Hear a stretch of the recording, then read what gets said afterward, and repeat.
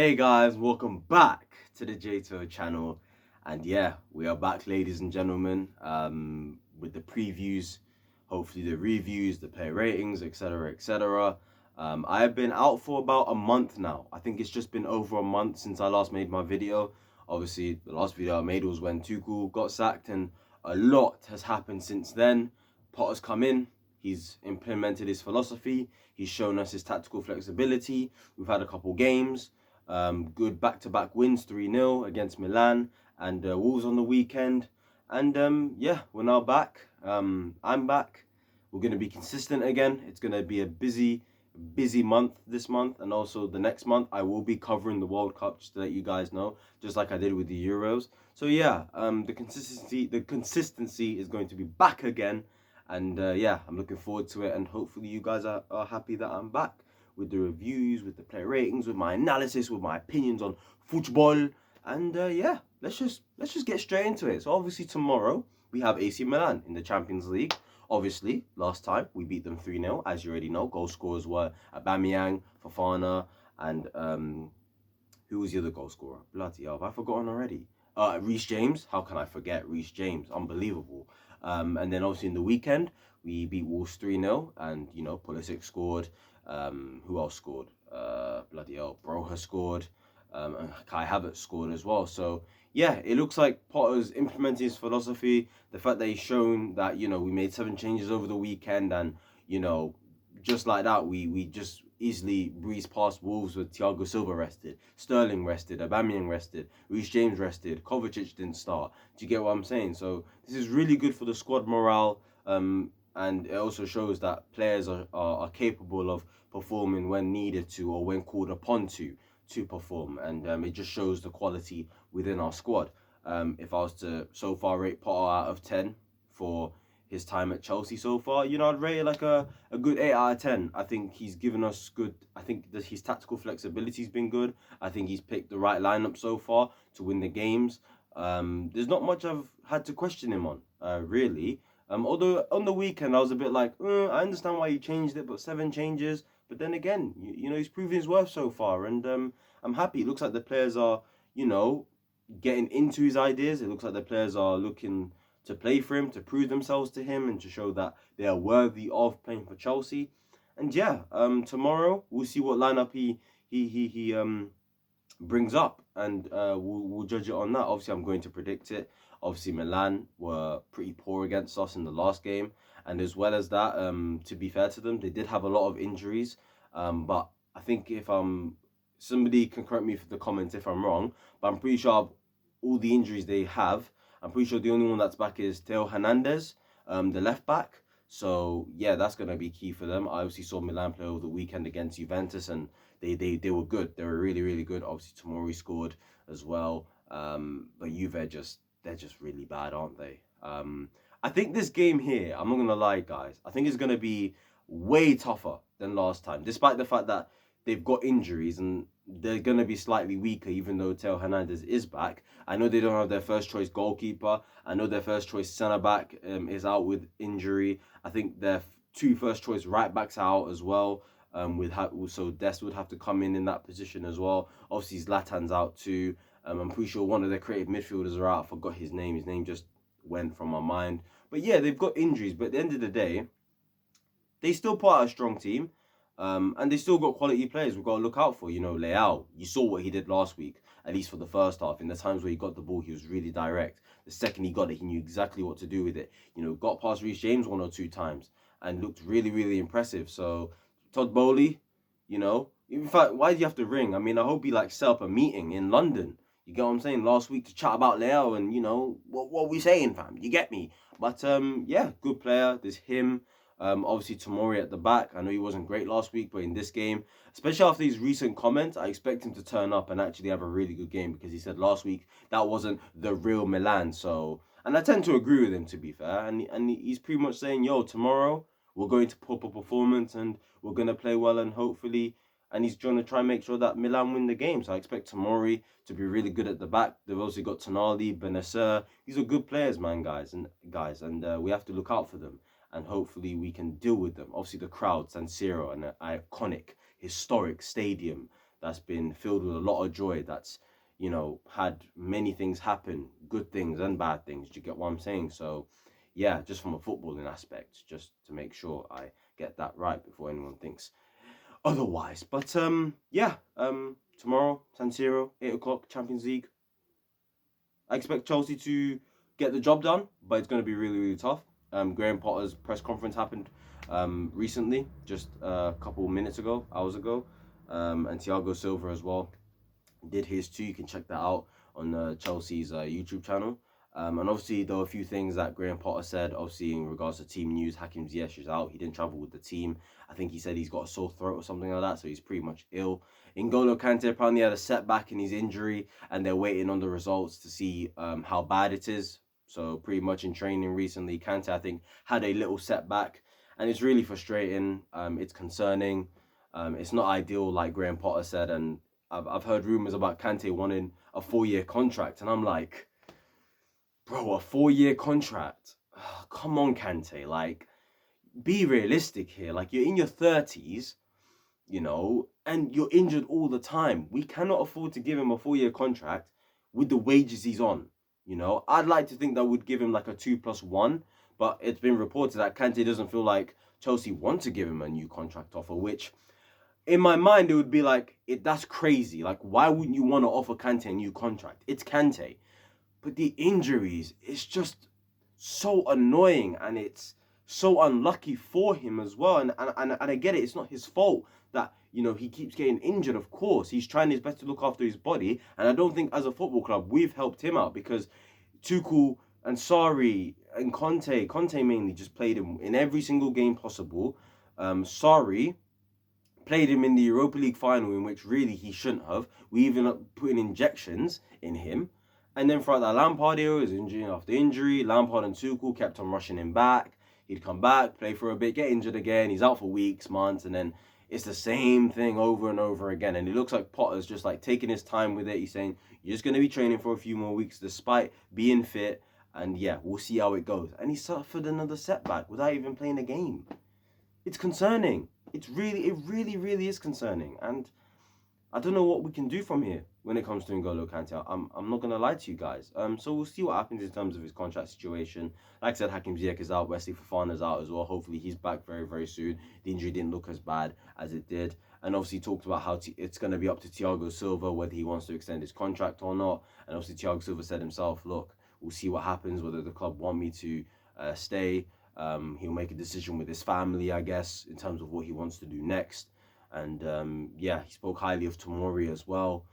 Just check out the press conference. It was a good press conference. I'm kind of surprised nobody asked about Dennis Zakaria, because he's one of the only players that we brought in the summer, and he's not played yet. He hasn't even started a game, let alone make the bench. We've had 2 Premier League games since the international break, and he hasn't even made the bench in either game.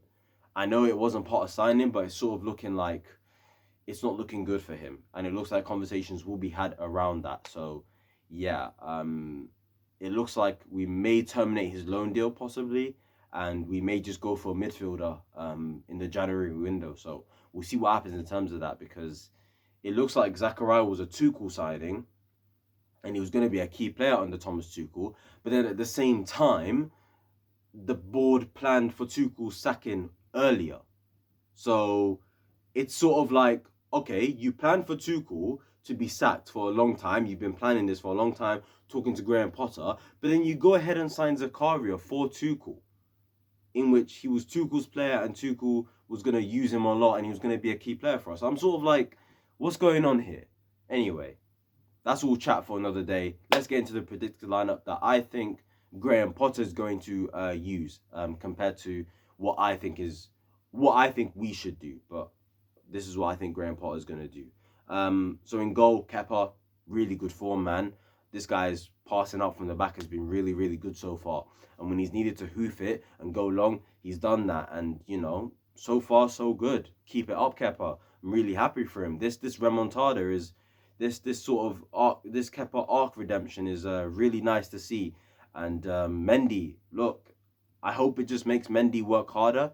I hope Mendy, when he gets his chance, can just play well and show why he should be number one. But at the moment, Kepa's doing his thing, man. On the ball, he's good. He's making saves. He's commanding his area. He's been a leader at the back. He's claiming crosses. Like, yo, this guy in corner set pieces normally struggle, but oi, this season so far, claiming them like it's nothing. So yeah, give it up to Kepa, big him up. Hopefully he continues it, and yeah, has a good game tomorrow against Milan. In terms of the back line, I think we're going to play a back three in this game.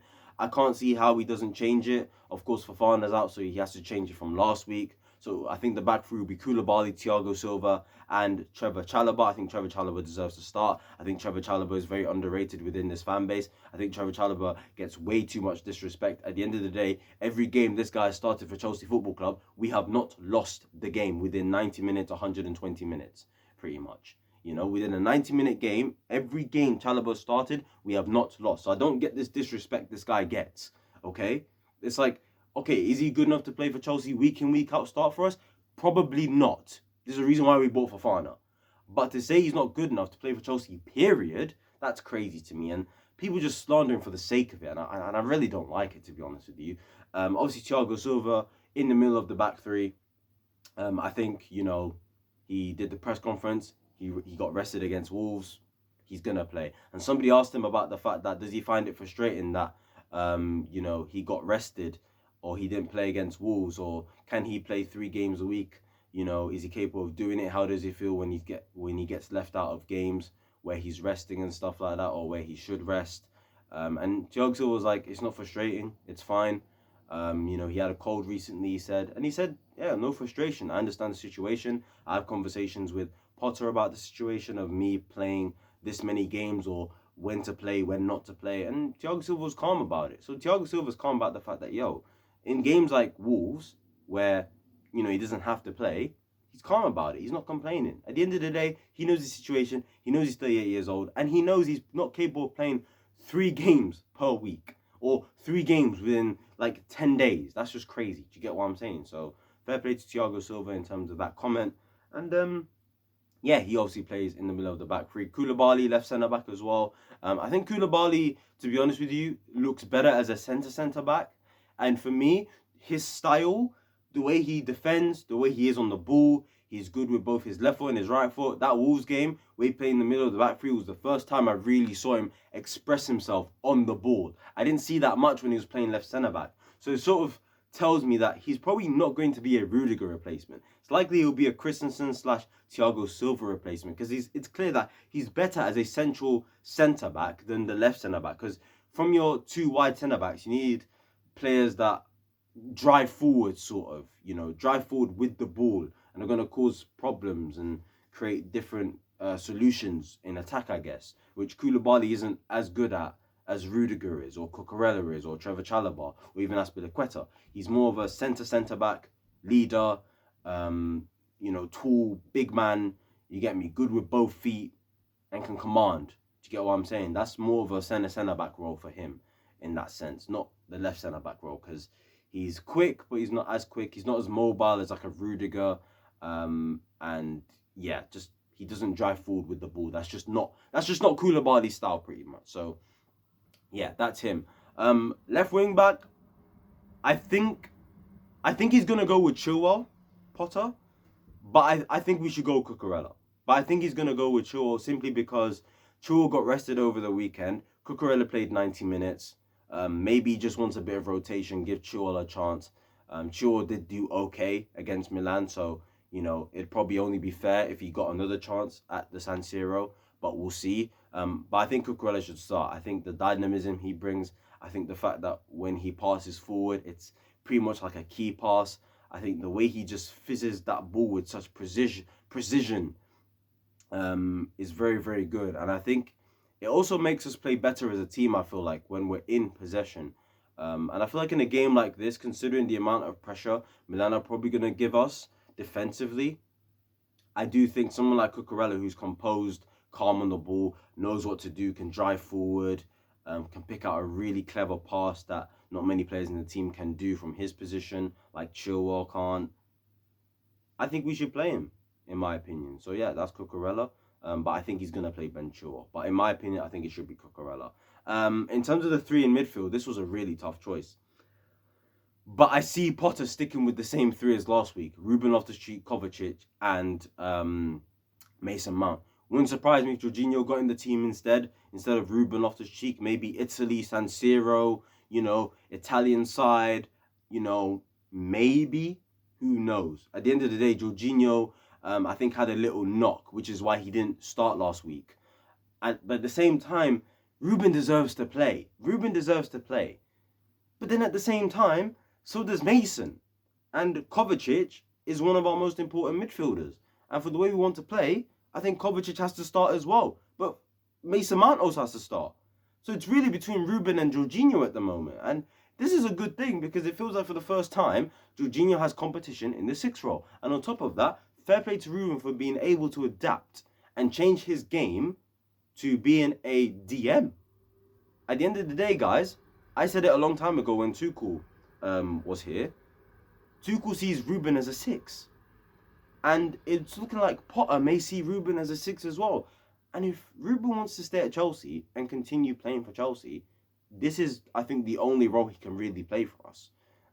Because I think there's a lot of players that are ahead of him in that sort of 8/number 10 role. Mason, Kova, Chukwuemeka, Gallagher as well. I think those 4 players will all be ahead of Ruben in terms of playing that 8 role, box-to-box type role for us. So, yeah, fair play to Ruben. I think he's going to go with Ruben, though, over Jorginho. It wouldn't surprise me if it was Jorginho, but I think Ruben deserves it. So I think Ruben, Kova, Mason as the midfield 3 would be nice. Right wing back, Reece James. Don't even need to discuss it. Let's see how he does against Leao tomorrow. It's round 2, obviously, from the first game. The first game, I say overall, Reece James won. The second game, let's see how it goes. Leao's going to be a threat down that left-hand side. He'll probably know what to do, but at the same time, Reece James will know what to do with him. So let's see how their qualities and the matchup goes tomorrow. Hopefully, Reece James does win that battle once again. And then, obviously, up front, the 2 main men, the 2 gunsmen, Raheem Sterling and Pierre-Emerick Aubameyang. With Aubameyang, look, he's doing what we bought him for. He's scoring the goals. That's my number 9. That's my striker. So a lot of people put disrespect on his name all over Twitter, all over social media. It was really getting on my nerves. It was like, give this guy a chance. Just give him a chance to show us what he can do. And look what he's doing. Not even just from a goal-scoring aspect. Just look at his general play. He's dropping deep. He's giving space to others to roam into. He's trying to link up the play. Do you get what I'm saying? He's trying to go off the left. He's trying to do other things other than just be a running behind merchant and try and score. Because as much as the main goal is for him to score goals, the guy's also doing other bits of centre-forward play that you want to see. Stuff that Timo Werner couldn't do. Stuff that Romelu Lukaku just didn't want to do. At least Aubameyang's doing it, and he's doing it pretty well at the moment. So this is what I mean. Everyone doubting him. Oh, 35-year-old, oh, he's this, oh, he's that. Oh, he's finished. Oh, why didn't we get Ronaldo instead? Blah, blah, blah. Oh, congratulations, Ronaldo, for 700 goals last night, by the way. Fair play. As much as I slander him a lot recently, 700 goals is a very, very good achievement. Phenomenal achievement. So fair play to him. But back to Aubameyang, he's doing well at the moment. And he's proving me right. As in what I expected from him so far. And the worst thing is, we're not even creating chances like that for him. Wait till the chances start coming for him on a consistent basis on a game. This guy's going to be bagging in braces and hat-tricks for fun. For fun once we really start creating chances for him on a consistent basis. Because so far, I would say we've only created like 2 clear-cut chances for him. Like 2 proper chances for him. And guess what? He scored both of them. Long may it continue, fam. And obviously Raheem Sterling down the right-hand side of that front 2. I think it's going to be in a very dynamic way. Could see a situation where it's like a 3-4-3 and Mason Mount goes into the left-hand side maybe, or maybe rotates with Sterling. So either can link up with the wing-backs of Chilwell and Reece James. Yeah, I think it's going to be interesting tactically tomorrow, the way Potter sets us up, the way we transition from maybe a 3-5-2 to like a 3-4-3, how we press, when we lay off, what the game plan will be. I think the game plan will be probably to go on the counter-attack mainly. And yeah, we'll just see how that goes. But yeah, guys, that is the return of me back to YouTube. It's going to be consistent from now on. I'm going to try and make sure these videos are not like 20 minutes long, because my videos over the past like 3-4 months have literally been nearly 20 minutes long, and it's like I'm kind of sick of it talking too much. But I think I'll make an exception in this one because it is my return. You guys haven't heard my voices in a very long time. So yeah, hope you enjoyed this video. Please like, comment, subscribe, turn on post notifications, follow my social media down below. I'm predicting a 2-1 Chelsea win, narrow 2-1 Chelsea win. It wouldn't surprise me if we did drop points though, because in general, we don't do well in Italy. Just in general. I'm pretty sure the last 3 visits to Italy, the last few visits to Italy last season, didn't we lose to Juventus like 1-0 at their ground? And I'm pretty sure beforehand, we went to Roma and we lost 3-0 in the Champions League under Antonio Conte. So in Italy, in general, we just don't do well in Italy. So it wouldn't surprise me if we did drop points. But I think it's going to change. I think Potterball's here to stay. And I think Potterball's here to thrive. And we're going to get the business done tomorrow. Goal scorers, Aubameyang and Sterling. Let's go. Come on, you Blues. I'll be back tomorrow with a match review and a player ratings video. So yeah, I'll see you guys then. Peace.